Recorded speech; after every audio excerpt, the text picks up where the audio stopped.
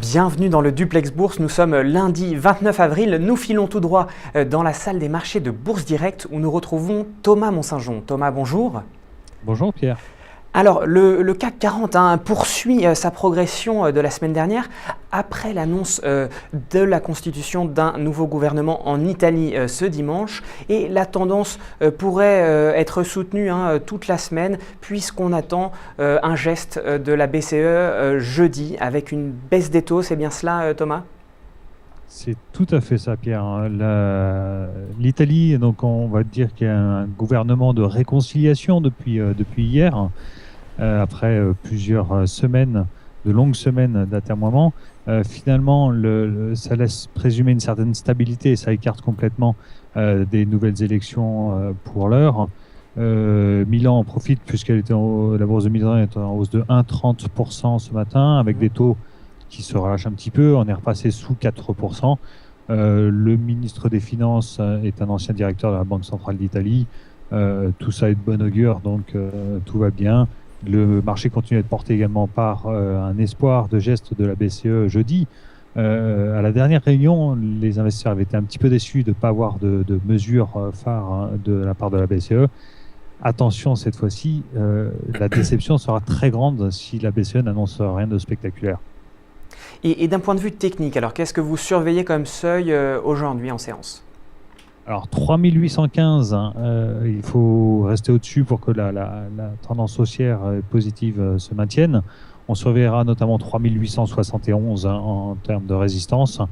Les supports, il y en a assez peu. On pourra surveiller 3797 en intraday.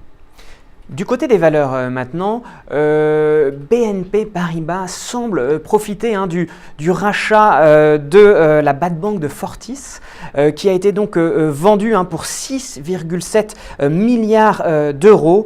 Ce véhicule, vous allez nous le rappeler, avait été mis en place pour gérer des actifs toxiques, c'est bien cela ?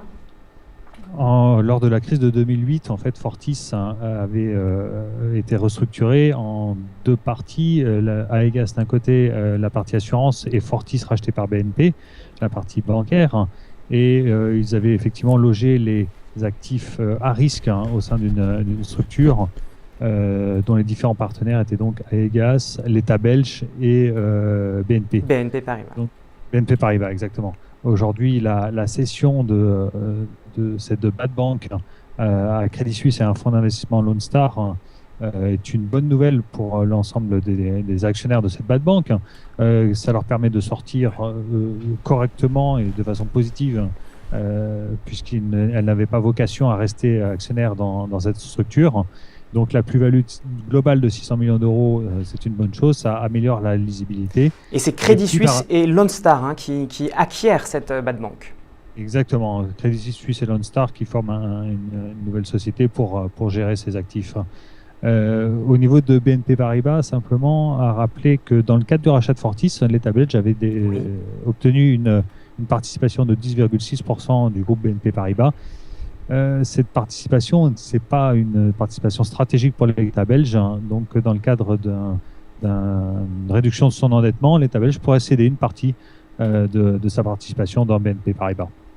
Et puis Bolloré, qui est une des plus fortes hausses du SRD, peut-être soutenu par cette rumeur, comme quoi Vincent Bolloré prendrait la tête de Vivendi.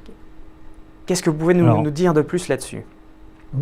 Vincent Bolloré est arrivé actionnaire dans Vivendi, a dépassé le seuil des 5%. Ça, on le sait déjà depuis quelques temps. Il a un siège au niveau du conseil d'administration. Vincent Bolloré pourrait remplacer en fait Jean-René Fourtou à la présidence du conseil de surveillance.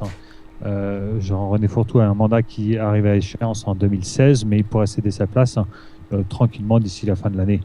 Il y a l'Assemblée générale du groupe Vivendi demain. On y attend pas mal d'éclaircissements sur la stratégie du groupe. Vivendi est aujourd'hui un conglomérat, j'allais dire un holding, avec deux pôles principaux, le pôle média et le pôle des télécoms. Pas mal d'incertitudes. On a des offres sur Maroc Télécom, dont Vivendi est la maison mère, qui devra arriver aujourd'hui.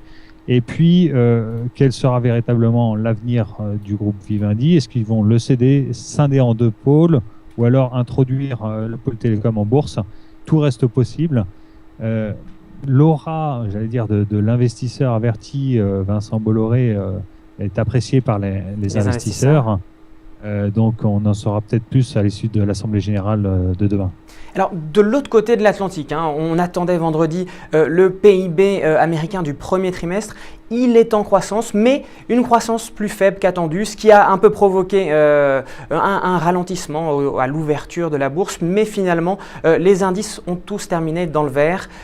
Aujourd'hui, on attend de nouvelles statistiques, les dépenses des ménages et une statistique sur le marché de l'immobilier.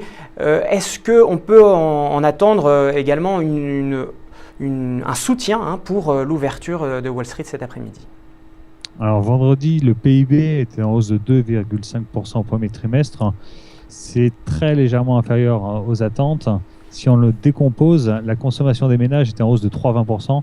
Donc on s'aperçoit qu'il y a quand même un regain de confiance de la part des ménages américains.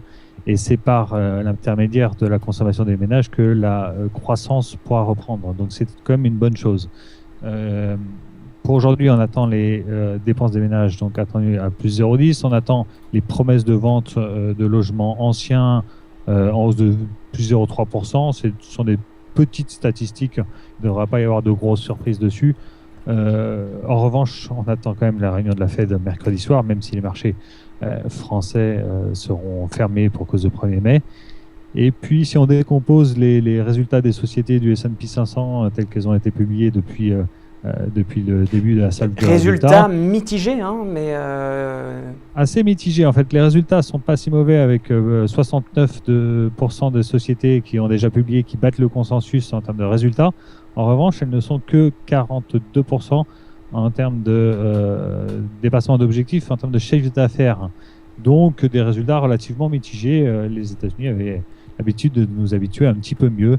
Donc je vous dis, les attentes majeures cette semaine. Réunion de la Fed mercredi. La Fed et la BCE jeudi. Et la BCE, évidemment. Eh bien, écoutez, ce sera le mot de la fin.